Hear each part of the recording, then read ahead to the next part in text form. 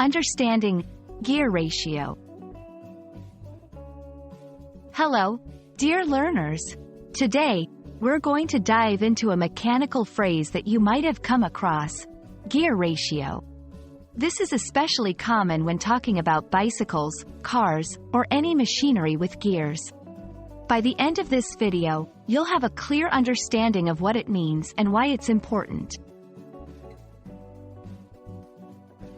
Before we jump into the gear ratio, let's first understand what a gear is. Gears are round pieces, often made of metal or plastic, with teeth around their edges.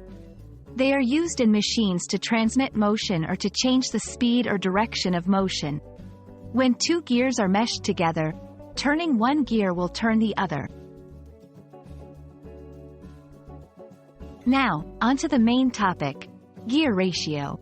The gear ratio is a way to describe the relationship between the number of teeth on two gears that are meshed or connected. It tells us how many times one gear will turn when the other does a single rotation. For instance, if one gear has 10 teeth and another has 20 teeth, the gear ratio is 1:2. This means for every single turn of the first gear, the second gear will turn twice. You might be wondering, why do I need to know this? Gear ratios are crucial in many applications. 1. Vehicles. In cars, gear ratios in the transmission can determine how fast the car can go or how much power it can produce.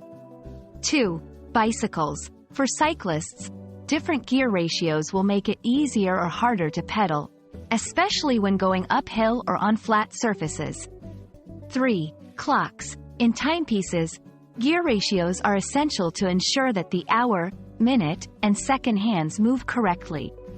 4. Machinery. In industrial settings, machines use specific gear ratios to perform tasks at desired speeds and power levels.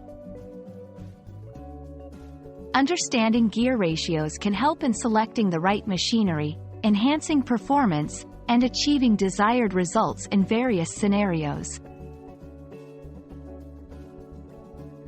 And that wraps up our lesson on the term gear ratio. We hope this video has shed some light on this mechanical concept. Remember, it's all about understanding the relationship between two gears. The next time you're on a bicycle or in a car, just think about those gears working together, all thanks to their gear ratios. Happy learning!